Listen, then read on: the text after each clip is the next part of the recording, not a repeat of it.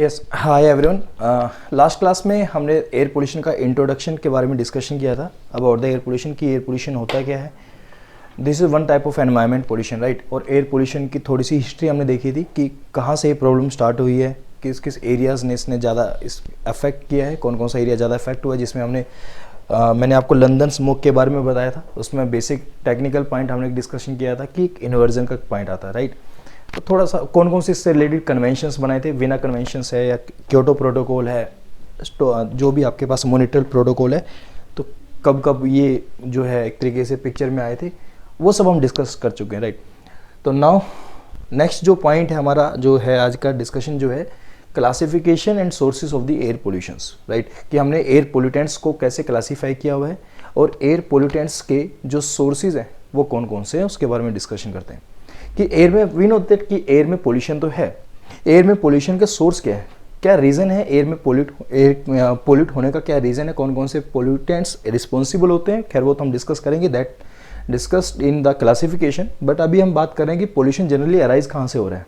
So there the two major factors जो responsible होते हैं इसके लिए, one is the natural and second one is the artificial man made. Natural में आप किस किस की बात कर सकते हैं। नेचुरल में यू कैन से कि कोई डस्ट स्टॉर्म आ गया है, उसकी वजह से एयर में पार्टिकल्स एंटर कर चुका है, एयर पोल्यूशन हुआ है। या कोई वोल्केनिज्म इरप्शन हुआ है कहीं पे, तो वोल्केनिज्म इरप्शन होने की वजह से भी एक तरीके से एयर पोल्यूशन देखने को मिलता है। और भी एग्जाम्पल है, जैसे लाइटनिंग हो रही है या कोई वाइल्ड फायर हो गया है, फॉरेस्ट फायर हो गया है, कोई आपने केमिकल्स वगैरह, अगर मैन मेड्स की बात करें तो आपने कोई केमिकल्स वगैरह डाले हैं, उसकी वजह से पोल्यूशन है। ऑयल एंड गैस है, लाइक सिटीज़ के अंदर आप देख रहे हैं इंडस्ट्रीज़ हैं, बहुत सारी इंडस्ट्रीज़ में जब गैसेज रिलीज़ होती हैं, so they are responsible for the air pollution. ये जो ट्रांसपोर्ट्स हैं ये भी एक तरीके से एयर को पोल्यूट कर रहे हैं। तो देखा जाए नियर बाय एरिया में हर कोई चीज़ एयर को पोल्यूट कर रही है, तो ऐसी कोई भी चीज़ नहीं है जो एयर को पोल्यूट नहीं कर रही है। तो everything is responsible for this air pollution, right. अभी एयर पोल्यूशन हुआ है, अब इस एयर पोल्यूशन का इफेक्ट क्या है, खैर वो हम डिस्कस करेंगे, लेकिन उससे पहले इनके बारे में थोड़ा एक पॉइंट ले लेते हैं क्योंकि एक दो एग्जाम में क्वेश्चन बनते हैं यहाँ से।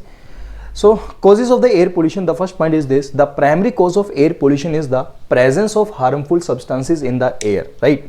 कि वी नो दैट कि एयर में कुछ ऐसे हार्मफुल सब्सटेंसेज आ गए हैं जो हमारी एयर को पोल्यूट कर रहे हैं। और मैंने आपको एक चीज़ पहले भी बताई थी फर्स्ट क्लास में, इंट्रोडक्शन क्लास में, कि एयर में अगर पोल्यूशन है हम तब तक एयर पोल्यूशन नहीं बोलते हैं जब तक हम लोग अफेक्ट नहीं होते हैं, राइट। अगर मान लो कोई ऐसा पोल्यूटेंट है जिसकी कॉन्सेंट्रेशन तो कम है बट वो ज़्यादा टाइम के लिए एनवायरनमेंट में एग्जिस्ट कर रहा है, तो दैट मीन्स उसकी वजह से अब हम अफेक्ट होंगे। या सेकंड पॉइंट इज दिस कि कोई ऐसा पोल्यूटेंट है जिसकी कॉन्सेंट्रेशन तो ज़्यादा है बट उसका जो ड्यूरेशन है, जो कॉन्टैक्ट टाइम है, या जो भी वो जितने भी टाइम के लिए एनवायरनमेंट में रह रहा है उसका टाइम कम है, अगेन हम अफेक्ट होंगे। तो एयर पोल्यूशन जो है बेसिकली वो डिपेंड करता है कि कौन कौन से पोल्यूटेंट्स कितनी कॉन्सेंट्रेशन में और कितने टाइम के लिए, तब वो एयर पोल्यूशन में आता है। While most of the case air pollution are caused by the human actions such as industrial processes or transportation, and some are also the results of the natural phenomena, right? Air pollution caused by the natural events। अब natural events कौन कौन से, वैसे तो मैंने आपको diagram से समझा दिए, लेकिन एक दो हम यहाँ पे पॉइंट्स लेकर आए हैं। Air pollution caused by the natural events, naturally कैसे एयर पोल्यूट होती है। Natural events like that is the volcanic eruption. Volcanic eruption जब वोल्केनिक इरप्शन होता है तो कौन क्या क्या रिलीज होता है, यू कैन से कि ऐश वहाँ पे रिलीज होती है, गैसेज रिलीज होती है and some other particles into the air जो रिलीज होते हैं which lead to the poor air quality and health problems. The specific composition of this emission depends on the type of volcano. अब ऐसा जरूरी नहीं है कि हर जब भी वोल्केनिक इरप्शन होगा तो ये सारी चीज़ें देखने को मिलेंगी, इनके अंदर भी कौन कौन से पोल्यूटेंट्स देखने को मिलते हैं। दैट डिपेंड्स कि वोल्केनिज्म जो हो रहा है वो कहाँ पर वोल्केनिज्म है, किस एरिया में वोल्केनिज्म हो रहा है। दैट डिपेंड्स कि वहाँ की टोपोग्राफी कैसी है, उसके अंदर कौन कौन से पोल्यूटेंट्स प्रेजेंट होंगे। So the specific composition of this emission depends on the type of volcano, magnitude of the eruption and the surrounding environmental condition. Now this volcanic eruption contribute to the air pollution by the following ways। तो these are the ways जिसमें जो है volcanic eruption contribute करता है in the air pollution। जैसे ash and particulate matters की हम बात करते हैं। So ash and particulate matters में the volcanic eruption release large amount of ash and particulate matters into the air। These tiny particles travels along the distances and have a significant impact on the air quality, reducing visibility, contributing to the respiratory problems। Let me show you one diagram। मेरे पास एक diagram है, आप देखिएगा यहाँ से। देखो ये जो डायग्राम है इसमें आप देख रहे हैं कि यहाँ से एक वोल्केनिक इरप्शन हो रहा है और जब वोल्केनिक इरप्शन होगा तो इतनी सारी जो गैसेज हैं जो एटमॉस्फेयर में आए हैं, पार्टिकल्स इतने सारे जो एटमॉस्फेयर में एंटर कर चुके हैं, तो इसकी वजह से विजिबिलिटी रिड्यूस हो गई है। तो ये जो एशेज एंड पार्टिकल्स होते हैं ये एक तरीके से विजिबिलिटी को काफ़ी हद तक रिड्यूस कर देते हैं। अगर ये लॉन्ग डिस्टेंस तक ट्रैवल करते हैं तो विजिबिलिटी को एक तरीके से रिड्यूस कर देते हैं, रिड्यूस द विजिबिलिटी, एंड काफ़ी सारी रेस्पिरेटरी प्रॉब्लम्स हमें होती हैं। तो वो तो मेन पॉइंट है ये, आपसे जब भी कोई पोल्यूटेंट्स का नाम लेगा और पूछेगा ह्यूमन के ऊपर क्या इफेक्ट आता है, देन आपका पहला आंसर जो आएगा रेस्पिरेटरी प्रॉब्लम्स। तो ये तो ऑब्वियसली बात है, सब होती हैं। So now second is the gases. अगर गैसेज की बात करें तो volcanic eruption release a range of gases including, अब कौन कौन सी गैसेज रिलीज होती है, देखो मैंने डायग्राम इसलिए लिखा है ताकि आपको गैसेज भी याद हो जाए कौन कौन सी गैसेज यहाँ से रिलीज होती हैं, राइट। तो कौन कौन सी गैसेज यहाँ से रिलीज होती है, कई बार क्वेश्चन आता है भी एग्जाम के अंदर कि जब वोल्केनिक इरप्शन होता है तो कौन कौन सी गैसेज वहाँ से रिलीज होती है एज अ पोल्यूटेंट। आप कौन कौन सी गैसेज बताएंगे, तो first is the sulphur dioxide, carbon dioxide, nitrogen oxides. तो ये जो गैसेज एक तरीके से रिलीज होती है, sulphur dioxide, carbon dioxide and nitrogen oxides. This gas reacts with other compounds in the atmosphere to form the particulate matter which have determinant impact on the air quality and public health। अब ये जो gases release हो रही है ना, जैसे sulphur dioxide है, carbon dioxide है, नाइट्रोजन ऑक्साइड है, अब ये क्या करती क्या है, जैसे ही गैसेज रिलीज हुई हैं तो गैसेज रिलीज होने के बाद जब ये एनवायरमेंट में एग्जिस्ट कर रही हैं तो ये गैसेज या ये जो पोल्यूटेंट्स है एक दूसरे के साथ रिएक्ट करते हैं, और जब ये एक दूसरे के साथ रिएक्ट करते हैं in the presence of sunlight, एक केमिकल रिएक्शंस यहाँ पर होती है जिसको हम फोटोकेमिकल रिएक्शंस बोलते हैं। उसके बाद ये सेकेंडरी एयर पोल्यूटेंट्स बनाते हैं, और ये जो सेकेंडरी एयर पोल्यूटेंट्स बनता है ना, this is very dangerous as compare to this primary air pollutants. जैसे मैं आपको परफेक्ट एग्जांपल बताता हूँ एसिड रेन का। अभी आपने नाम सुना है सबने, एसिड रेन होती है। एसिड रेन में क्या पोल्यूटेंट है, कौन कौन से पोल्यूटेंट्स रिस्पॉन्सिबल होते हैं, we know that sulphur dioxide is primary factor which is very responsible for this acid rain, but और भी होते हैं, ऐसा नहीं है कि सिर्फ SO2 ही रिस्पॉन्सिबल है। आप नोक्स के बारे में बात करते हैं तो वो भी रिस्पॉन्सिबल होता है, बट मेजर फैक्टर जो है वो SO2 रहेगा। Sulphur dioxide and other gases release during the volcanic eruption, and we know कि ये भाई जो सल्फर डाइऑक्साइड है ये वोल्केनिक इरप्शन की वजह से रिलीज हो रहा है, अभी मैंने आपको बताया भी था। तो जब सल्फर डाइऑक्साइड ये रिलीज होगा तो अब ये कन्वर्ट हो जाता है H2SO4 के अंदर, एयर के अंदर। There is a reaction, photochemical reactions यहाँ पर होती है, और जब ये कन्वर्ट हो जाता है H2SO4 के अंदर, क्यों, क्योंकि एयर में क्या प्रेजेंट है, वाटर प्रेजेंट है, एयर में क्या प्रेजेंट है, SO2 प्रेजेंट है जो यहाँ से रिलीज होकर आया है। तो ये आपस में रिएक्ट करता है एंड कन्वर्टेड इनटू H2SO4, और जब रेन वाटर, जब रेनफॉल होती है, जब बारिश होती है, तो ये जो H2SO4 है ये सरफेस पे आता है, और बारिश की जो एसिडिटी है वो कम हो जाती है, pH एसिडिटी बढ़ जाती है, pH लेवल कम हो जाता है। तो अगर pH एक वैल्यू से कम हो गया है, जो एसिड रेन की कैटेगरी में जब आएगा तब हम बोल देंगे this is the acid rain, right. तो ये जो है रिस्पॉन्सिबल होता है एसिड रेन की वजह से। यही पॉइंट हमने यहाँ पे लिखा हुआ है, that these gases reacts with other compounds in the atmosphere to form the particulate matters, fine particulate matters, and which have detrimental impacts on the air quality and public health. Next is the acid rain. The sulfur dioxide and other gases released during the volcanic eruption reacts with the water vapor in the atmosphere to form the acid rain. Okay. तो ये natural source हो गया आपका air pollution का। Now next point, next natural source क्या है, dust storm. The second जो natural source है वो है डस्ट स्टॉर्म। ये देखो डायग्राम से दिख रहा है आपको डस्ट स्टॉर्म, तो आप सभी इससे अवेयर हैं बिल्कुल। तो डस्ट स्टॉर्म जब आता है तो विजिबिलिटी रिड्यूस हो जा रही है, और ये जब डस्ट स्टॉर्म में कितना ज़्यादा इफेक्ट करेगा, बिल्डिंग्स को करेगा ही करेगा, वेजिटेशन को भी करेगा, ह्यूमन हेल्थ को भी इम्पैक्ट करता है। These are the caused by the strong winds that pick up the dust and soil particles from dry surfaces or dry land surfaces such as the deserts and carry them into the atmosphere. Strong winds की वजह से basically particles atmosphere में disperse होते जा रहे हैं। Strong winds की वजह से बेसिकली ये जो ड्राई सैंड के पार्टिकल्स हैं ये एटमॉस्फेयर में एक तरीके से डिफ्यूज हो जा रहे हैं, इसी को हम क्या बोल देते हैं कि डस्ट स्टॉर्म है, राइट। तो dust storm contribute to the air pollution. अब ये एयर पोल्यूशन कैसे लेकर आता है, in the following ways. The first point is due to the dust storm some particulate matters enters into the atmosphere. और जब ये पार्टिकुलेट मैटर्स एटमॉस्फेयर में एंटर कर जाते हैं तो ये पार्टिकुलेट मैटर ही प्रॉब्लम क्रिएट करते हैं। जैसे अब एक प्रॉब्लम मैं आपको बताता हूँ जिससे कि आप इसको समझ पाएंगे इस चीज़ को। जैसे ही बिल्डिंग है, सपोज दैट कोई बिल्डिंग है, कोई फीचर और पार्टिकल्स हैं वहाँ पर, पार्टिकल्स उस सरफेस के साथ एब्रेशन करेंगे, और जैसे पार्टिकल्स का सरफेस के साथ एब्रेशन होगा तो बिल्डिंग्स का जो सरफेस है वो डेटोरेट हो जाएगा, उसकी क्वालिटी खराब हो जाएगी। So due to the air pollution ये प्रॉब्लम्स क्रिएट हुई है। So dust storm release the large amount of particulate matter into the air and this tiny particles travels long distances and have a detrimental impact on the air quality, right. Second is the allergens. Some humans और you can say कि कुछ ऐसे peoples भी होते हैं which are very sensitive for the air pollution, कि अगर air में हल्की सी भी डस्ट है तो उनको छींक, जैसे हम बोलते हैं छींकना, आई थिंक स्नीजिंग, तो छींक आनी शुरू हो जाती है, कुछ एलर्जिक सिचुएशन बन जाती है। तो some dust storms can also carry the allergens such as the pollen, mould and animal dander into the air which cause the allergic reaction in the people with sensitive. सारे लोगों को नहीं होती, जो सेंसिटिव पीपल होती है उन्हीं को प्रॉब्लम होती है। बेसिकली देखो, एक पॉइंट मैं आपको और चीज़ क्लियर करता हूँ कि जब भी हम एयर पोल्यूशन की बात करते हैं, सो एयर पोल्यूशन का ऐसा नहीं है कि सारे लोगों पर सेम इफेक्ट पड़ता है। दैट डिपेंड्स कि आप कौन से लोगों की बात कर रहे हैं। क्या आप चिल्ड्रंस की बात कर रहे हैं, क्या आप एडल्ट्स की बात कर रहे हैं, क्या आप ओल्डर पीपल्स की बात कर रहे हैं, और क्या आप फीमेल या मेल की बात कर रहे हैं। दैट डिपेंड्स कि आप किस टाइप के पर्सन्स की बात कर रहे हैं, उनके ऊपर डिपेंड करता है, और उनकी सेंसिटिविटी, क्योंकि वो कितने सेंसिटिव है। हो सकता है कि कोई एडल्ट है बट वो बहुत ज़्यादा सेंसिटिव है एयर से रिलेटेड, तो जैसे वो एक ऐसी एयर है जिसका क्लाइमेट या हल्का सा ख़राब है, यू कैन से कि पोल्यूशन बहुत कम है कंपेरेटिवली, तो अगर वो सेंसिटिव पर्सन उस एयर में जाता है, उस एनवायरनमेंट में जाता है, तो वो उसको अफेक्ट होना शुरू हो जाएगा वो। तो फर्दर उससे सेंसिटिव कितने हैं, तो बेसिकली ये डिपेंड करता है कि आप किस एज ग्रुप के लिए बात कर रहे हैं, उसके ऊपर फर्दर ये डिपेंड कर जाती है चीज़ें। तो इसलिए कॉमन प्रॉब्लम्स नहीं बोल देंगे हम लोग, ठीक है।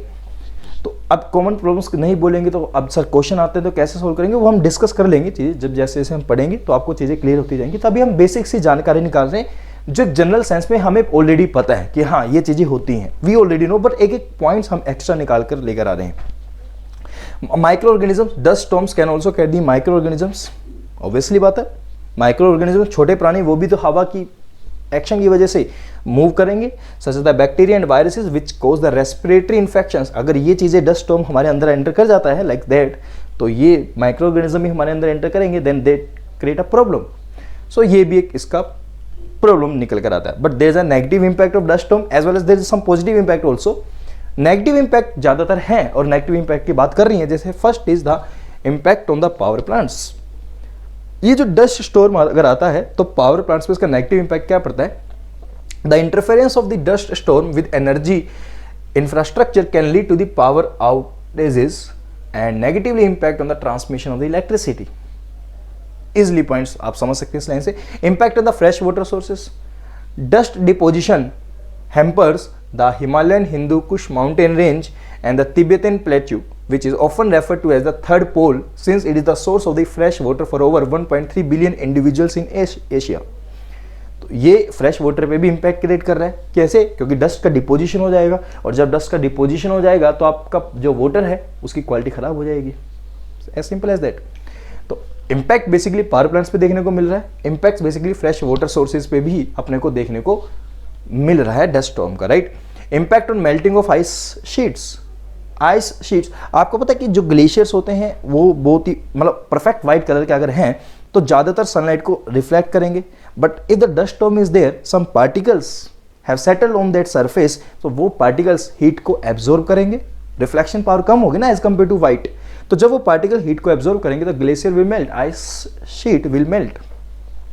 Dust deposition of glacier create a warming effect, as I told you, warming effect causing the ice to melt more quickly. These impact affect the food security, energy production, agriculture, water availability and flood patterns. अब देखो ये जो चीज़ें होती हैं ना कि sir हमने एक पॉइंट पढ़ा है, अब सर इस पॉइंट से रिलेटेड सर दूसरा पॉइंट भी बन सकता है, सर तीसरा पॉइंट भी, लाइक इन दैट केस कि ये अगर आइस मेल्ट हुई है, ग्लेशियर मेल्ट हुए हैं, तो ग्लेशियर मेल्ट की वजह से पानी फ्लो किया है। अब आपको एक चीज़ मैं बताऊंगा कि ग्लेशियर मेल्टिंग की वजह से ग्लोबल वार्मिंग भी हो रही है। Glacier melt is also the responsible for the global warming. Let me give you example like this कि सपोज दैट कि मेल्टिंग हुई है ग्लेशियर्स की, और जब मेल्टिंग हुई है ग्लेशियर्स की तो रिवर में पानी फ्लो किया है, और जब रिवर में पानी फ्लो किया है तो ओशंस तक पानी गए हैं बेसिकली। तो कहने का मतलब कंपेरेटिवली ज़्यादा पानी आया है और इवेपोरेशन हुआ है, और जब इवेपोरेशन हुआ तो वेपर्स बने हैं, और जब वेपर्स बने हैं this water vapours also responsible for the global warmings. What is the global warming? और you can say green house gases.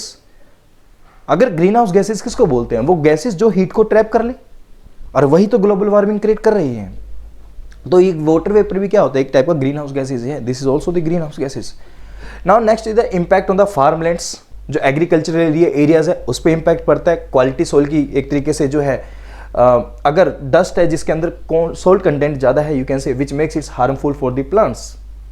अगर अच्छी बात भी है, अगर मान लो डस्ट स्टॉर्म आया है और ये अपने साथ कुछ ऐसे पोल्यूट या यू कैन से ऐसे ऐसे सब्सटेंसेस अपने साथ लेकर आया है जो सोइल की क्वालिटी को इंप्रूव करते हैं, ऐसे न्यूट्रिएंट्स अपने साथ लेकर आया है जो सोइल की क्वालिटी को इंप्रूव करते हैं, तो ये अच्छा भी हो सकता है, बट ये नेगेटिव भी हो सकता है। अगर वो चीज़ें नहीं है, सपोज सोल्ट कंटेंट अगर इसमें ज़्यादा है तो ये क्या करेगा, ये एक नेगेटिव इंपैक्ट क्रिएट करेगा। तो when crops are expose to this type of dust it lowers the yield, output कम निकल कर आएगी, and causes a significant threat to the production of irrigated crops. तो एक थ्रेट ये वो करता है। अब सारे जितने भी क्रॉप्स है सबको सेम टाइप के न्यूट्रिएंट्स नहीं चाहिए होते ना, सबको सेम टाइप्स के सोर्स वगैरह नहीं चाहिए होते, तो सबकी रिक्वायरमेंट अलग अलग है। पॉजिटिव इंपैक्ट भी डस्ट स्टॉर्म का जैसे increase in the nutrient content, अभी मैंने आपको बताया है, और impact on the marine food webs, ये भी एक पॉजिटिव इंपैक्ट है, right. Next is the wild fire.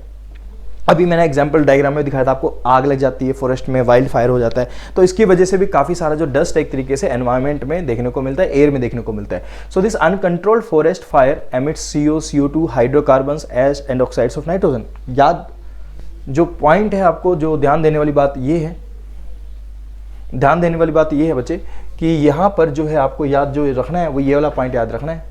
Let me zoom this, क्योंकि आई थिंक जूम करना पड़ेगा। चलो, uncontrolled forest fire emits CO and CO2 hydrocarbons. अब अगर ये चीज़ें होती हैं, फॉरेस्ट फायर होता है तो क्या क्या रिलीज होता है, ये चीज़ हमें पता होनी चाहिए। CO, CO2 hydrocarbons, ash and oxides of nitrogen. Yes, nitrogen, oxides of nitrogen, right. अब यहाँ पर एक क्वेश्चन आता है कि जब हम बात करते हैं स्मोक की, the smoke from the wild Fyers, अभी आपने बताया है कि सर जब ये चीज़ें होती हैं that uncontrolled forest fire like emit CO, CO2, जब ये CO, CO2 hydrocarbons, ash, oxides of nitrogen ये सब रिलीज हो रहे हैं, सो यहाँ पर एक आगे देखो क्या लिखा है, natural wild fires caused by the lightning और other factors. Wild fire, lightning की वजह से भी तो आग लग सकती है, लाइटनिंग अगर हो रही है that is responsible for this wildfire, forest fire. Natural wildfire caused by the lightning or other factors releases a large amount of particulate matter, ash and gases into the air, causing poor air quality and health problems. Wildfire contribute to the air pollution by the following ways. अभी किस तरीके से contribute करता है air pollution में? पहला है smoke. The smoke from the wildfire contains a variety of pollutants. अगर हम smoke, क्योंकि smoke आ जाएगा एयर के अंदर, जैसे ही फॉरेस्ट में फायर होगा, फॉरेस्ट फायर होगा या वाइल्ड फायर होगा, तो पूरा एनवायरनमेंट के अंदर आपको धुआं धुआं दिखेगा, लाइक स्मोक की हम बात कर रहे हैं। तो smoke from wild fire contains a variety of pollutants. अब इसके अंदर पोल्यूटेंट्स आपको बहुत सारा देखने को मिलेगा। तो this contains a variety of pollutants including the particulate matters, carbon monoxide, nitrogen oxide and volatile organic compounds. ये जो पॉइंट्स हैं जो जिसमें हम बात करें कि क्या क्या इसके अंदर होता है, वो आपको याद रखना है। इंक्लूडिंग द पर्टिकुलेट मैटर्स, जब स्मोक की बात होगी तो पर्टिकुलेट मैटर्स उसमें होंगे, कार्बन मोनोऑक्साइड उसमें होगा, नाइट्रोजन ऑक्साइड उसमें होगा, और वोलेटाइल ऑर्गेनिक कंपाउंड्स उसके अंदर होंगे, right. These pollutants are carried over a long distances by wind and can cause respiratory problems. अब ये जो पोल्यूटेंट्स हैं रेस्पिरेटरी प्रॉब्लम्स के लिए रिस्पॉन्सिबल होते हैं, आइज इरिटेशन हो जाती है यहाँ से, और अदर हेल्थ इश्यूज यहाँ से देखने को मिलते हैं। कौन से पोल्यूटेंट्स है ये हमने बात करी है, पर्टिकुलेट मैटर्स हैं, कार्बन मोनोऑक्साइड है, carbon monoxide very interesting point है, I will tell you, nitrogen oxide है, वोलेटाइल ऑर्गेनिक कंपाउंड्स है, और ये दोनों का भी इंटरेस्टिंग पॉइंट रहता है, वो दूसरे फिनोमिनस में रहता है, that I will tell you. Now there is a scale that measure the density of the smoke. Sometimes question asked from this point कि how we measure the grade density of the smoke, कि smoke ज़्यादा है smoke कम है, वो कैसे major करते हैं। तो इसके लिए एक रिंगलमैन स्केल का यूज किया जाता है। Ringelmann scale is used to measure the density of the smoke. It was developed by the professor of agricultural engineer, agriculture engineering में प्रोफेसर हैं रिंगलमैन, ये पूरा नाम है उनका, आप पढ़ लीजिएगा नाम, वैसे पूछता नहीं है, बस रिंगलमैन स्केल याद कीजिएगा।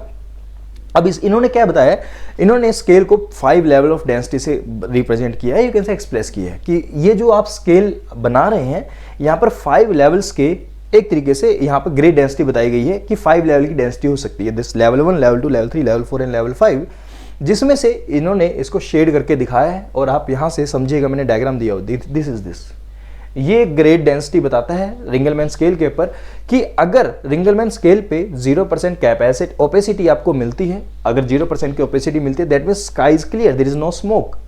बट अगर रिंगलमैन स्केल पे आपकी वैल्यू 5 आ रही है, इट मीन्स 100% ओपेसिटी है, there is a black colour, तो इस तरीके का आपको मिलेगा एनवायरमेंट।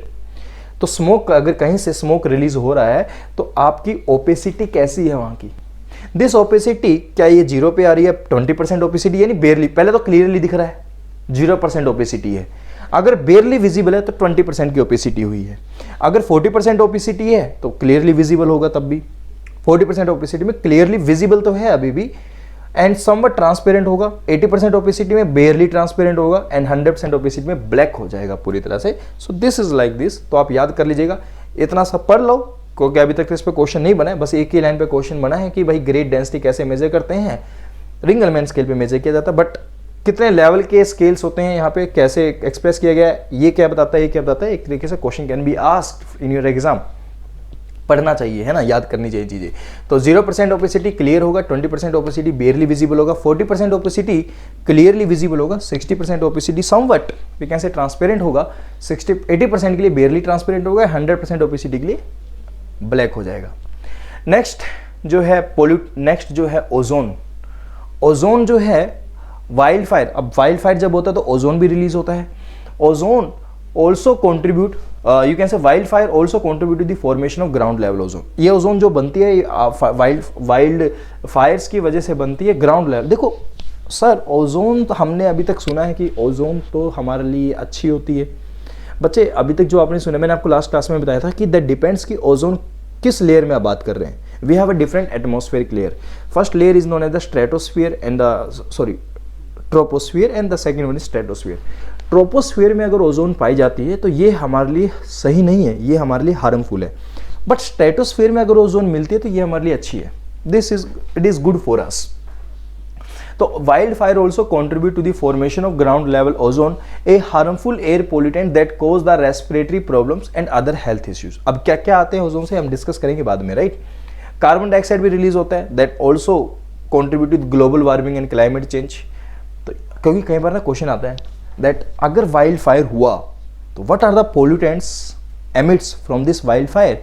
सो आपके आंसर्स वहां पर आने चाहिए कि अगर वाइल्ड फायर हुआ है तो इस टाइप के पोल्यूटेंट्स रिलीज होते हैं।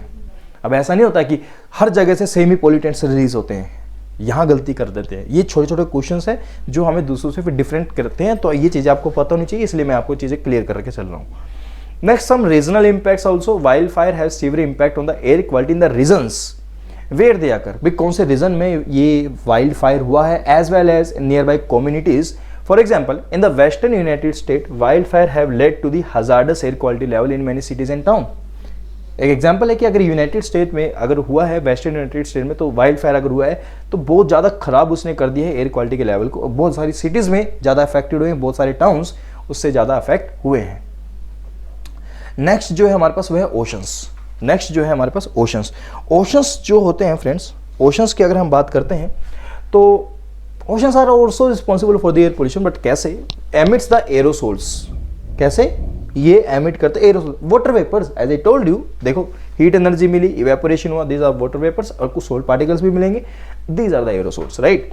तो emits the aerosols to atmosphere in the form of salt particles. तो ये सोल्ट पार्टिकल्स हैं जो एटमॉस्फेयर में एंटर कर रहे हैं, and the corrosive property of this aerosols are harmful at coastal locations. तभी तो आप सिविल इंजीनियर हैं अगर आप, तो आपको पता होगा कि जब हम कोस्टल रीजन्स में कोई भी कंक्रीट की बिल्डिंग्स बनाते हैं, कंक्रीट की स्ट्रक्चर बनाते हैं, तो रेनफोर्समेंट को कोरोजन से बचाने के लिए कवर ज़्यादा प्रोवाइड किया जाता है। तो ये चीज़ आपको पता है, यही रीज़न होता है कि कुछ एरोसोल्स होते हैं, सोल्ट पार्टिकल्स होते हैं, that are responsible for the corrosion. तो बेसिकली कोरोजन यहाँ पर निकल कर आता है पॉइंट, तो आप इस चीज़ का याद रखिएगा। सेम आप मरीन के लिए भी बता सकते हैं, बट मरीन में भी अलग से इन्होंने क्लासीफाई कर दिया है कि कौन कौन से मरीन एरोसोल्स होते हैं। सी सोल्स कॉमन है, sulphate aerosols, nitrate aerosols and mineral dust. Just याद कर लीजिएगा नाम, राइट। नेक्स्ट पॉइंट, नेक्स्ट आता पोलन ग्रेन्स। पोलन ग्रेन्स भी जो है एक तरीके से ये भी नेचुरल है। अभी तक मैंने सारे आपको नेचुरल ही बताए हैं फ्रेंड्स, ये भी नेचुरल है। पोलन ग्रेन्स देखो, ये जो है ये पोलन ग्रेन होता है। जब ये खिलता है तो ये पार्टिकल्स कुछ ऐसे एयर में स्प्रेड हो जाते हैं। जब ये खिलता है तो ये देखो, ये पोलन ग्रेन्स आप देख पा रहे हैं डॉट डॉट से, ये एयर के अंदर पोलन ग्रेन्स है, तो ये रिस्पॉन्सिबल होते हैं काफ़ी ज़्यादा हेल्थ इश्यूज़ के लिए। The pollens which cause, pollens बोलते हैं इनको, the pollens which cause the respiratory distress and allergic reactions in humans. इसकी वजह से काफ़ी एलर्जिक रिएक्शंस देखने को मिला है पोलन ग्रेन्स। तो these are the health impacts, like sneezing हो जाती है, इचिंग हो जाती है, लाइक कॉन्जिक्यूटिव्स हो जाती है, like these are the problems, cough वगैरह, तो ये प्रॉब्लम्स आती है। Now there are some man made और यू कैन से एंथ्रोपोजेनिक जिसको मैन मेड भी बोलते हैं। अभी तक मैंने आपको नेचुरल बताए थे, अब मैं सोर्सेज बता रहा हूँ कि मैन मेड के क्या क्या सोर्सेज हैं। जो एंथ्रोपोजेनिक सोर्सेज क्या है, पहले तो आपको सबको पता है vehicular emission. Vehicular emission, this is the harmful substances like carbon monoxide, nitrogen oxide, particulate matter and volatile organic compounds. एक एक्स्ट्रा पॉइंट आया है, व्हीकुलर एमिशन से वोलेटाइल ऑर्गेनिक कंपाउंड्स भी रिलीज होते हैं। कार्बन मोनोऑक्साइड रिलीज होता है vehicular से, जब भी इनकम्प्लीट कंबशन होता है बेसिकली, तब ये कार्बन मोनोऑक्साइड रिलीज होता है। तो कार्बन मोनोऑक्साइड रिलीज होता है, नाइट्रोजन ऑक्साइड से रिलीज होता है, यहाँ से particulate matters and volatile organic compounds release होते हैं into the air by car, truck, जितने भी ट्रांसपोर्टेशन डिवाइसेस हैं, जितने भी ट्रांसपोर्टेशन आपके पास है, राइट। जैसे एक गाड़ी है, आप देख पा रहे होंगे डायग्राम के अंदर, गाड़ी है, तो ये फ्रिक्शन हुआ है, फ्रिक्शन की वजह से रबिंग हुई है, तो पर्टिकुलेट मैटर यहाँ पे आए, पर्टिकुलेट मैटर यहाँ से रिलीज हुए, इवेपोरेशन हुआ, तो यहाँ से कुछ वोलेटाइल ऑर्गेनिक कार्बन है, पेंट वगैरह होता है ना क्योंकि यहाँ पे, तो इवेपोरेशन होगा, कुछ ना कुछ वोलेटाइल ऑर्गेनिक कार्बन यहाँ से रिलीज होगा। वोलेटाइल ऑर्गेनिक कार्बन लाइक किस में से रिलीज होता है, मैं आपको एक हिंट दे देता हूँ। जो भी चीज़ जिसमें से भी फ्रेग्रेंस आती हो, आप कोई भी चीज़ देखिएगा जिसमें से आपको आप सेंट लगा रहे हैं, परफ्यूम लगा रहे हैं, फ्रेग्रेंस आ रही है, वोलेटाइल ऑर्गेनिक कंपाउंड्स उसके अंदर होंगे। फ्लावर्स हैं, वोलेटाइल ऑर्गेनिक कंपाउंड्स उसके अंदर होंगे। पेट्रोल में से स्मेल, वोलेटाइल ऑर्गेनिक कंपाउंड्स होंगे। लाइक एनीथिंग जिसमें से आपको फ्रेग्रेंस आती है, तो this is the volatile organic compounds, right. तो लाइक फ्यूल कंबशन हुआ है, तो यहाँ से भी एक तरीके से बोल सकते हैं, तो यहाँ से भी ये सब रिलीज होते हैं। Now the major pollutant release in the vehicles fuels, अब ये याद कर लीजिए, काफ़ी क्वेश्चन आते हैं। कौन कौन से मेजर पोल्यूटेंट्स है जो व्हीकल से रिलीज होते हैं?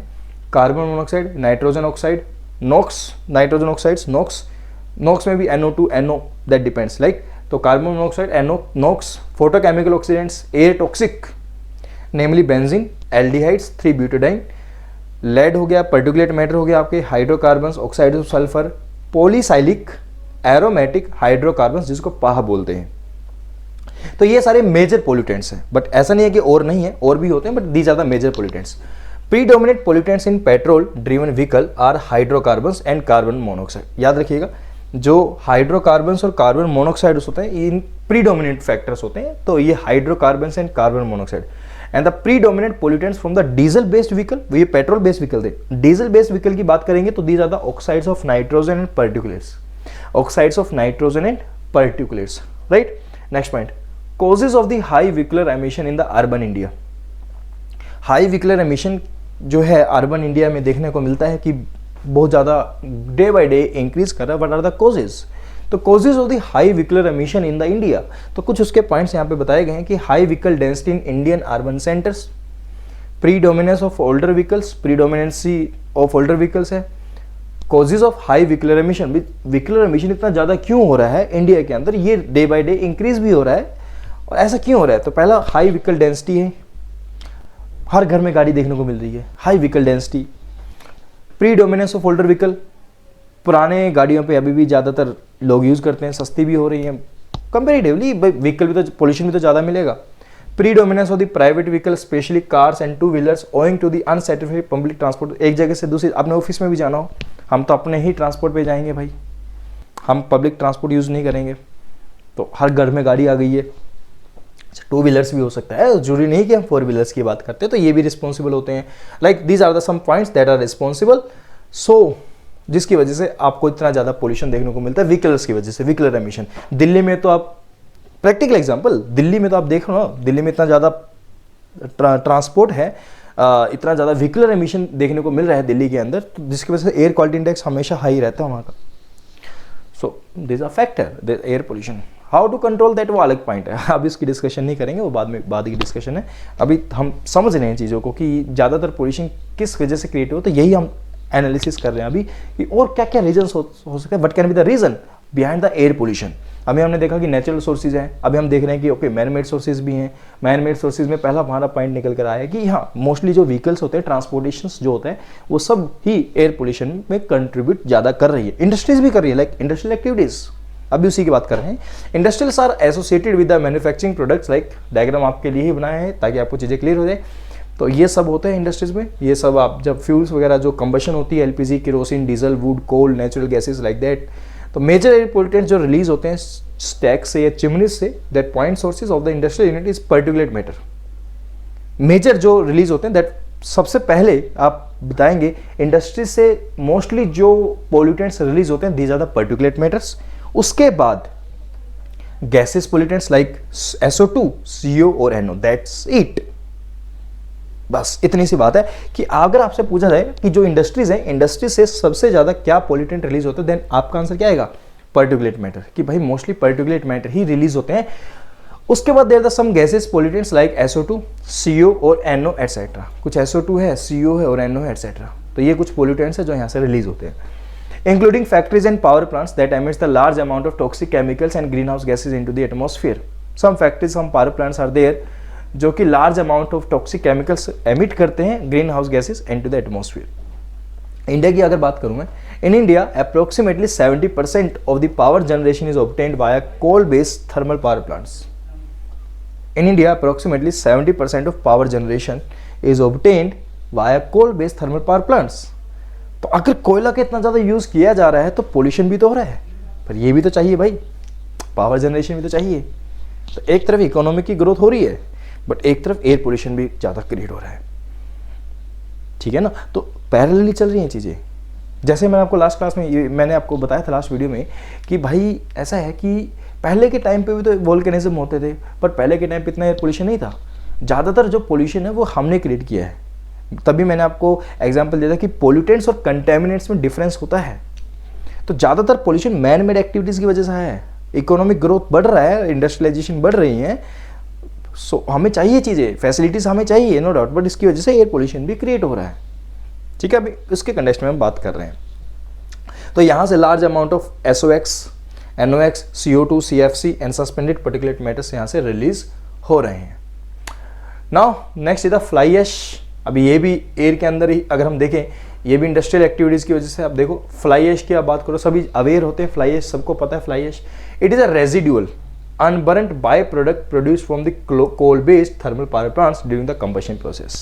फ्लाई ऐश जो रेजिड्यू बच जाता है, कोयला आपने जलाया, जो बच गया फ्लाई ऐश। तो it is a residual unburned by product, ये पूरी तरह से नहीं जला हुआ है, ये अनबर्न्ड है। It is the residual unburned, इसको जला नहीं सकते further. It is the residual unburned by product है produced from coal based thermal power plants during the combustion process. अब फ्लाई ऐश में क्या क्या होता है, इंपॉर्टेंट है एग्जाम के लिए। Composition of the fly ash, the composition of this fly ash depends upon the type of the coal. Obviously बात है ना, ये किस कोल का बाय प्रोडक्ट है, ये तो उसकी जो कोल की कंपोजिशन होगी वही फ्लाई ऐश की कंपोजिशन होगी। And it is used for the combustion, जो कोल हमने कंबशन के लिए यूज किया। The residue that are discharge into the atmosphere is fly ash contains. The residues that are discharge into the atmosphere is as fly ash contains. तो these are the residues, you can say these are the components, you can say like that, right. तो ये components पढ़ लीजिएगा, arsenic है, beryllium है, silicon oxides है, ferric oxides, aluminium oxides, calcium oxides, dioxins, very toxic. Next unburned carbon elements. Now can we use that fly ash? Yes, we can use that fly ash, but in what ways we use that fly ash? There are various ways you can use this fly ash. Fly ash upon the mixing with the soil, increasing the water holding capacity, resulting in the higher crop yield. There is one use. भाई हमें पता है कि यार fly ash जो ये waste product बन रहा है, इसको जाके फेंकना होगा, फेंकने से अच्छा इसका यूज ही कर लेते हैं ताकि पोल्यूशन ना हो। तो fly ash upon the mixing with the soil, अगर हम फ्लाई ऐश को सॉइल के साथ मिक्स कर देते हैं तो ये सॉइल की वाटर होल्डिंग कैपेसिटी को इंक्रीज करता है और क्रॉप यील्ड ज़्यादा मिलेगा, वाटर होल्डिंग कैपेसिटी बढ़ जा रही है। It is use as a soil conditioners in the agriculture के अंदर एज अ सॉइल कंडीशनर इसका यूज़ किया जाता है। It is use in mine reclamation, mine की रिक्लेमेशन में इसका यूज़ किया जाता है। रोड कंस्ट्रक्शन में इसका यूज़ किया जाता है। Friends, fly ash exhibit good pozzolanic properties, Therefore it is used for making concrete, brick and Portland cement. Cement के अंदर इसका यूज करते हैं फ्लाई ऐश का, सबको पता होगा। फिर इसकी क्या केमिकल कॉम्पोजिशन होती है अगर हमने फ्लाई ऐश को यूज किया है, ये आप BMC में डिस्कस करते हैं, सीमेंट के अंदर आप पढ़ते हो, सिविल वाले स्टूडेंट्स की मैं बात कर रहा हूँ। फिर use in embankment and other structure fillings, वहाँ पर हम इस फ्लाई ऐश का यूज कर सकते हैं। तो ये basic but some harmful effects भी हैं इस फ्लाई ऐश के। Causes the pollution of air and water upon deposition on the leaves of plants, it inhibits the photosynthesis. जैसे लीव्स या प्लांट्स पे डिपॉजिट हो जाता है तो ये फोटोसिंथेसिस को रोक देता है। causes respiratory disease या affects the root development system of the trees, उसको अफेक्ट कर देता है।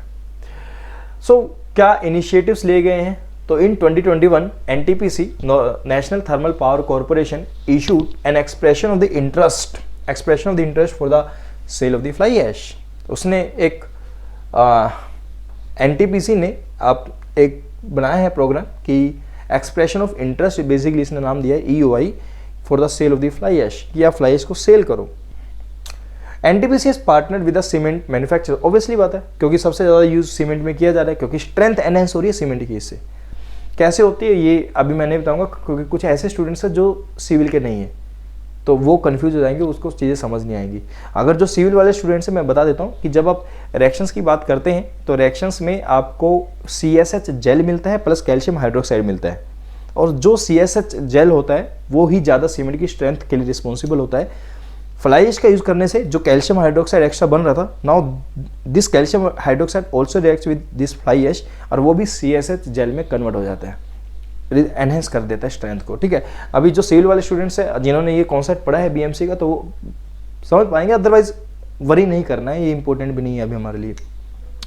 NTPC ने पार्टनरशिप किया है सीमेंट मैन्युफैक्चरर्स के साथ across the country to supply the fly ash. Pradhan Mantri Awas योजना is promoting the use of innovative and environmentally friendly construction technologies such as the fly ash bricks। प्रधानमंत्री आवास योजना ने बोला है कि आप फ्लाई ऐश ब्रिक्स का यूज करो। आप देखने को भी मिलती है फ्लाई ऐश ब्रिक्स आ रही है। Some state governments have adopted their own fly ash utilisation policies with भाई अभी तो बताया मैंने आपको, क्योंकि मोस्टली जो अपने इंडिया में 70% जो आपको एनर्जी मिल रही है वो किसकी वजह से मिल रही है? कोल बेस्ड पावर प्लांट्स तो सारे के सारे, देखो यहाँ पे लिखा था पॉइंट्स कि जो कोल बेस्ड पावर प्लांट्स है वो 70% पावर जनरेशन यहीं थे, और यहाँ से फिर आपको बाई प्रोडक्ट्स क्या मिलता है? फ्लाई ऐश मिलता है। और जब ये फ्लाई ऐश मिलता है हम इसको ऐसे तो फेंक नहीं सकते, we have to use that fly ash. अब उसको फ्लाई ऐश कैसे यूज करेंगे, इसलिए सब स्टेप्स लिए गए हैं कि सीमेंट NTPC ने सीमेंट जो मैन्युफैक्चरर्स हैं उनके साथ पार्टनरशिप की है कि आप इन फ्लाई ऐश का यूज़ कीजिएगा, अपने स्ट्रेंथ आपकी जब एनहेंस हो रही है। प्रधानमंत्री आवास योजना बनाएगी कि आप फ्लाई ऐश ब्रिक्स का यूज़ कीजिएगा। Some state governments have adopted their own fly ash utilisation policies with Maharashtra being the first to do so, not 50, to do so. The government has launch the web portal and mobile application called the ash track, याद रखिएगा नाम, ash track, for monitoring the generation and utilisation of the fly ash. Monitoring करने के लिए, for monitoring the generation and utilisation of fly ash की generation, fly ash को utilise करना है, उसके लिए गवर्नमेंट एक लॉन्च किया एक वेब पोर्टल, मोबाइल एप्लीकेशन जिसका नाम है ash track for monitoring, monitor कर सकते हैं आप उसको। Fly ash management and utilisation mission भी है एक, the NGT directed the constitution of the mission, आप पढ़ लीजिएगा, थोड़ा सा आपको GS पॉइंट ऑफ व्यू से, लेकिन नाम याद रखिएगा, इंपॉर्टेंट रहता है। नाउ दिस एग्रीकल्चरल प्रैक्टिसेस, ये भी रिस्पॉन्सिबल होते हैं भाई आपके पोल्यूशन के लिए, such as the use of the pesticides and fertilisers release harmful chemicals into the air. Further stubble burning is the major cause of the air pollution. As we all know that Haryana and Punjab stubble burning is the major problem, जिसकी वजह से दिल्ली में तक जो है pollution create हो रहा है। तो एग्रीकल्चर प्रैक्टिस में ये जो स्टबल बर्निंग वगैरह चीज़ें हैं ये भी देखने को मिलती है, और इसकी वजह से भी एयर पोल्यूशन होता है। और भी हैं जैसा ज़्यादा use of the pesticides and fertilisers, आप जब पेस्टिसाइड्स स्प्रे करते हैं या फर्टिलाइजर्स आप सॉइल के अंदर डालते हैं, सॉइल की क्वालिटी अफेक्ट हो जा रही है, उसकी वजह से एयर में भी इम्पैक्ट हो रहा है। जब आप पेस्टिसाइड्स स्प्रे करते हैं DDT वगैरह का, उसकी वजह से एयर के अंदर पार्टिकल्स एंटर कर जा रहे हैं। So these all are the responsible for the air pollution. तो pesticides, fertilizers, they release some harmful chemical into the air, and stubble burning further major cause of air pollution. Now stubble burning की अगर हम बात करें, stubble burning also known as the पराली, जिसको हम जलाते हैं, it is a technique used to clear the paddy crop residue from fields before planting wheat during the period between the last week of September and November. This time frame typically coincides with the end of the southern monsoon season. Basically ये बोला गया है कि आपको सबको पता है ना कि जो रेजिड्यू होता है, जब यहाँ पर पराली की बात करते हैं कि बेसिकली क्लियर करने के लिए, साफ करने के लिए, ताकि हमें नई क्रॉप्स को ग्रो करवाना है, वीट को ग्रो करवाना है, तो उसके लिए पराली को जलाया जाता है। I am saying the Haryanvi word, this is the parali. Basically what is this parali? You can say like it is a residue, like that, listen this, it is used to clear the paddy crop. Residue, जो paddy crop होती है, like rice की हम बात करते हैं, तो जो पैडी क्रॉप का रेजिड्यू होता है उसको from fields before planting the wheat, during the period. अब वीट की ग्रोइंग से पहले जो हमने पैडी क्रॉप को ग्रो किया हुआ है उसका जो रेजिड्यू बच जाता है उसको जलाने के लिए, this is known as the parali, उसको जब हम बर्न करते हैं, वी बर्न दैट, उसको हम स्टबल बर्निंग बोलते हैं। That is the major factor for the air pollution, stubble burning. Effects of the stubble burning, air pollution like stubble burning emits the toxic pollutants including the methane. Now listen, this question have been asked in the CDS exam. I don't remember that point कि किस exam में question पूछा, but अच्छे exam में question आया था ये कि जब हम स्टबल बर्निंग करते हैं तो इस केस में कौन कौन से एयर पोल्यूटेंट्स यहाँ पर एक तरीके से एमिट्स होते हैं। तो stubble burning emit the toxic pollutants including methane release होता है, कार्बन मोनोऑक्साइड रिलीज होता है, volatile organic compounds and carcinogenic polycyclic aromatic hydrocarbons, पहा जिसको हमने नाम बोला है, which have negative impact on the human health. तो ये इंपॉर्टेंट रहते हैं आपके कि कौन कौन से पोल्यूटेंट्स ऐसे रिलीज होते हैं। Soil fertility, the act of the burning husk on the ground leads to the destruction of the soil nutrients. जब आप जला देते हैं तो ये सॉइल की क्वालिटी को भी खराब कर देता है, डेटोरेट कर देता है, सॉइल के न्यूट्रिएंट्स जो है वो भी खत्म हो जाते हैं एक तरीके से, resulting in a decrease in the soil fertility. Heat penetration की अगर हम बात करते हैं तो stubble burning generates heat that penetrate the soil resulting in the loss of moisture and beneficial microbes, right. Now waste management practice, जब आप ये वेस्ट मैनेजमेंट की बात करते हैं, मतलब कोई भी वेस्ट है ना आपने जला दिया, this is also responsible for the air pollution such as the landfills, open burning of the waste emits harmful substances into the air. Open burning of any type of waste, agricultural waste हो, garden waste हो, municipal waste हो, कोई भी residential waste, अगर आप उसको जलाते हैं और इनकम्प्लीट कंबशन जब होता है तो काफ़ी सारे पोल्यूटेंट्स रिलीज होते हैं। What are that pollutants? Pollutants includes PM, particulate matter, carbon oxide and PAH, polycyclic aromatic hydrocarbons, फिर SOx, NOx and VOC, volatile organic carbons, right, volatile organic compound, sorry. Now there is some indoor air pollution also. अभी तक हमने बात कर दी outdoor की, जो हमारे घर के बाहर रहते हैं। There is some indoor air pollution also. घरों के अंदर भी तो पोल्यूशन होता है भाई। आप कैसे होता है? आपने परफ्यूम लगाया ना, एयर पोल्यूशन हुआ है। और कोई चीज, आपने गैस ऑन करी है, एयर में पार्टिकल्स आए, एंटर, सफाई कर रहे हैं, मैं बेसिक चीजें बता रहा हूँ। और अगर आप रूरल एरियाज में जाते हैं तो लकड़ी का, अभी तो चलो कम हो रही हैं चीज़ें, लेकिन अभी भी काफ़ी जगह पे अभी भी यूज़ किया जा रहा है इन चीज़ों को, क्योंकि इतना ज़्यादा अभी डेवलप अभी नहीं हुआ है। तो यहाँ पर आप देख सकते हैं कितना एयर पोल्यूशन क्रिएट हो रहा है, यही सब चीज़ें क्लियर समझ सकते हैं, राइट। तो this is the indoor air pollution. बाकी आप पढ़ना चाहे तो you can read that, PDF आपको मिल जाएगी। तो रूरल एरियाज में हैं सब। Rural areas face the greatest threat from the indoor pollution where people rely, क्यों? क्योंकि उनके पास रिसोर्सेज नहीं है, तो वो डिपेंड हो जाते हैं किसके ऊपर? People rely on the traditional fuels such as the firewood, such as the charcoal, cow dung for cooking and heating.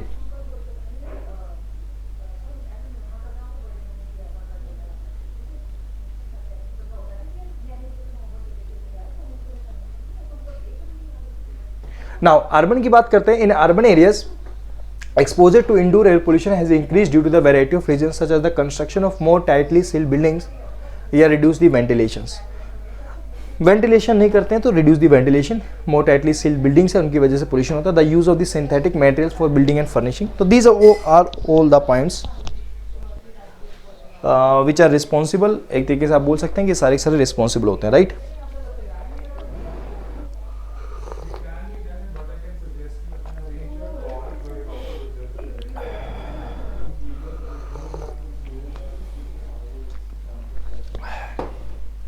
Okay, तो ये सब पॉइंट्स है फ्रेंड्स, ये आप सब देख सकते हैं। इसके हेल्थ इफेक्ट्स देख सकते हैं कि ये देखो मैंने परफ्यूम का नाम दिया था ना, main indoor sources are perfumes, hair sprays, polish glues, air fresheners, moth repellents, wood preservatives like that, ये सब रिस्पॉन्सिबल होते हैं बच्चे। Health effect, irritation of the eyes, nose, throat, headache, nausea, loss of coordination.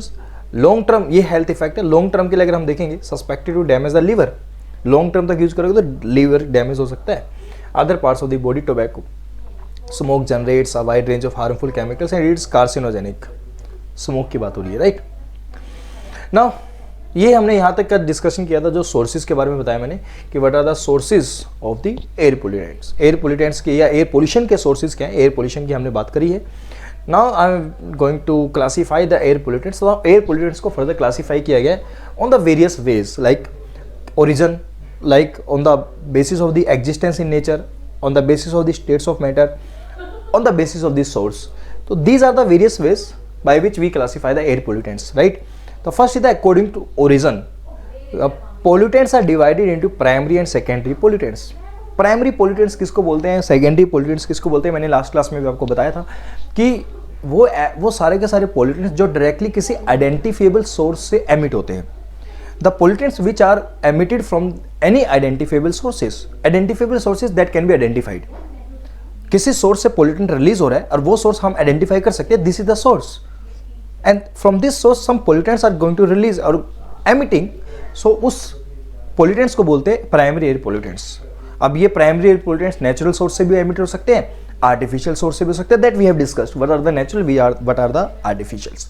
तो all those pollutants which are emitted directly from the identifiable sources, either from the natural like dust from volcanism और from the human activities, आप burning of wood, coal, oil in homes, industries, automobiles, etc., etc. What are the primary examples of the primary air pollutants?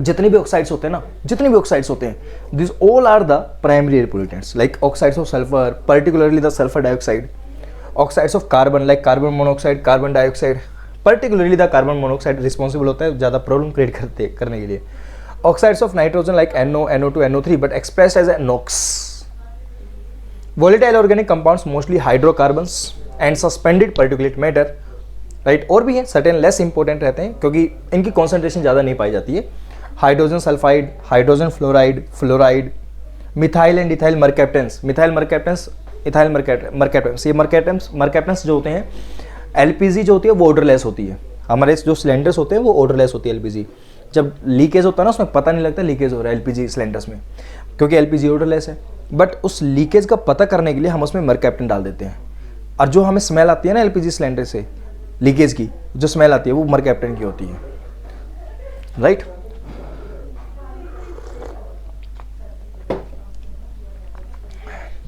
Now secondary pollutants, अब होता क्या है, जब ये primary pollutants होते हैं, ये प्राइमरी पोल्यूटेंट या तो आपस में रिएक्ट करते हैं in the presence of the sunlight, एक केमिकल रिएक्शन होती है, these primary pollutants reacts with each other and some chemical reaction is there in the presence of sunlight, तो ये secondary air pollutants बनाते हैं। अब कोई भी रिएक्शन जो सनलाइट की प्रेजेंट में होती है उसको बोलते हैं फोटो रिएक्शन, और यहाँ पर केमिकल रिएक्शन हो रही है उसको नाम देते थे फोटोकेमिकल रिएक्शन। कई बार पूछ लेता है what is the photochemical reaction, that means a chemical reaction which is taking place in the presence of the sunlight, photochemical reaction. तो ये प्राइमरी पोल्यूटेंट्स आपस में रिएक्ट करते हैं in the presence of sunlight, in the presence of the vapours और atmospheric vapours, atmospheric moisture. तो जो chemical reaction होती है उसकी वजह से सेकेंडरी एयर पोल्यूटेंट्स बन जाते हैं, तो सेकेंडरी एयर पोल्यूटेंट्स वहाँ पे बनते हैं। तो primary pollutants often reacts with one another और with water vapour aided by the sunlight to form the entirely new set of pollutants called the secondary pollutants. These secondary pollutants are the chemical substances which are produced from the chemical reactions of natural or anthropogenic pollutants or due to their oxidation caused by the energy of the sun, right? These new pollutants are often more harmful, ये बहुत ज़्यादा harmful होते हैं than the original basic chemicals to produce them, right? अब example क्या क्या है इसके friends? The important secondary pollutants are sulfuric acid, ozone, formaldehyde, peroxy acetyl nitrate, this are the example. याद कर लीजिएगा नाम, इंपॉर्टेंट। अभी तो हम पढ़ रहे हैं, अभी तो नाम पढ़ रहे हैं, अभी तो नाम ही बता रहा हूँ, आगे जाके डिस्कशन करेंगे चीज़ों के बारे में, आएंगी चीज़ें, right. Now next is according to their existence in the nature, second classification. हमने इसको कैसे क्लासीफाई किया, according to the existence in the nature. तो ये दो टाइप से क्लासीफाई, ये मैंने आपको एनवायरमेंट पोल्यूशन के अंदर भी बताया था, लास्ट वीडियो में भी आपको बताया था, क्वालिटेटिव और quantitative. Quantitative, these substances those whose concentration in the environment has exceeded the safe threshold। Quantitative बोलेंगे, जैसे example ozone, sulphur dioxide, nitrogen. Qualitative ये केमिकल जो नेचुरली तो नहीं पाए जाते हैं basically, and occurring in the environment, these are introduced by the human activities, उनको बोलते हैं। एग्जाम्पल CFC, रेफ्रिजरेटर्स जो होते हैं, कंप्रेशर्स जो होते हैं, polychlorinated biphenyls. Next is according to the states of the matter. According to the states of the matter, some gases pollutants और particulate pollutants. Gases pollutants, these exist in the gaseous state, और particulate pollutants जैसे suspended particles, particulate pollutants जैसे dust particles हैं, liquid particles हैं, या इनका mixture हो सकता है, मिस्ट है, फोग है, डस्ट पार्टिकल्स है, ये सस्पेंडेड पर्टिकुलेट मैटर्स होते हैं। और गैसेस पोल्यूटेंट्स लाइक जितनी भी आपने गैसेस की बात करी है, SOx, NOx, ओजोन, ये सब आपके क्या है, गैसेस पोल्यूटेंट्स हैं। नेक्स्ट क्लासिफिकेशन क्या है, according to the source. Source के बेसिस पे हम कैसे इसको क्लासीफाई करते हैं। फर्स्ट, जैसे अभी मैं इसके बारे में ऑलरेडी एक्सप्लेन कर चुका हूँ, एक नेचुरल सोर्स और एक आर्टिफिशियल सोर्स है, एंथ्रोपोजेनिक जिसको हम बोलते हैं। तो दो सोर्सेज हैं, इसके बेसिस पे इसको क्लासीफाई किया गया है। देखो एक टेबल सी बनाई है यहाँ पर, एयर पोल्यूटेंट्स हैं, इसके सोर्स क्या हैं, mode of release and chemical composition and size. Source में दो source, primary and secondary. Primary direct emission into the atmosphere, secondary reaction होती है आपस में इन द प्रेजेंस ऑफ सनलाइट। इसका एग्जांपल ओजोन है, नोक्स है, SOx है। प्राइमरी के एग्जांपल क्या है, SO2, NOx नहीं होगा, हाँ सॉरी यहाँ गलत हो गया, आई एम सॉरी, यहाँ गलत लिखा गया, NOx नहीं है, इसको काट दीजिएगा। Secondary, NOx is not the secondary air pollutant ना, इट्स अ प्राइमरी, तो गलती से यहाँ पर लिखा गया है, इट्स अ प्रिंटिंग मिस्टेक, इसको काट दीजिएगा, राइट। चलता है इतना। SO2, NOx, CU and particulate matters, right. Some there the mode of release, outdoor और इंडोर। इंडोर में आपको पता है कुकिंग कर रहे हैं, स्मोकिंग कर रहे हैं घर में ही, एयर कंडीशनिंग है, CFC रिलीज होता है जहाँ से, एटसेट्रा। वाटर वेपर्स भी आते हैं, पार्टिकल्स भी आते हैं, CO, CO2, volatile organic carbons, right. Industrial processes outdoor, ये सब होते हैं। Further chemical composition and size, some particulate matters हैं और सम गैसेस पार्टिकल्स हैं। फ्रेंड्स सारी चीज़ें आपको क्लियर हो रही है। देखो ये जो PM लिखा है ना, मैं इसका मतलब बता देता हूँ। जैसे PM 2.5 लिखा है, इसका मतलब क्या होता है, PM 2.5 का मतलब ये रहता है कि particulate matters having size less than 2.5 microns, कि एयर के अंदर कुछ ऐसे पर्टिकुलेट मैटर्स हैं जिनका साइज 2.5 माइक्रोन से कम होता है, उनको बोलते हैं PM 2.5। एयर के अंदर ऐसे भी पार्टिकल्स हैं जिनका साइज लेस देन 10 माइक्रोन है, उसको बोलते हैं PM 10। PM1 भी हो सकता है, PM 0.1 भी हो सकता है, PM 0.001 भी हो सकता है। PM 0.001 यानी 0.001 माइक्रोमीटर से जो साइज छोटे हैं वो वाले एयर पार्टिकल्स भी प्रेजेंट है। और ये सारे ही पार्टिकल्स हमें अफेक्ट करते हैं। दैट डिपेंड्स कि कौन सा पार्टिकल कौन सी हेल्थ के लिए रिस्पॉन्सिबल होता है। जनरली हम बात करते हैं PM 2.5 की और जनरली PM 10 की बात करते हैं, ज़्यादातर इफेक्ट इससे होते हैं, इसलिए ज़्यादातर इसकी बात करते हैं। बट ऐसा नहीं है कि सिर्फ यही चीज़ें प्रेजेंट है, और भी होती हैं चीज़ें प्रेजेंट, राइट। चलो तो ठीक है, बाकी डिस्कशन जो है हम नेक्स्ट क्लास में करेंगे। These are the types of air pollutants, कि ये कौन कौन से इफेक्ट्स हैं। ये इफेक्ट्स को मैं आपको कल वाली क्लास में बताऊंगा। अभी का मेरा डिस्कशन ये था, sources and classification of the air pollutants. बाकी की डिस्कशन मैं आपको नेक्स्ट वीडियो में बताऊंगा। आज के लेक्चर यहीं खत्म करते हैं। आपका कोई भी डाउट होगा इसमें, कोई भी आपको चीज़ ना समझ आए, कोई पॉइंट आपको ना क्लियर हो, आप मुझसे कॉन्टैक्ट कर सकते हैं। That my name is Jatin and my contact number is 9896216821। You can contact me any time. Okay, thank and तो मिलते हैं आपसे नेक्स्ट वीडियो के अंदर। Okay, thank you everyone.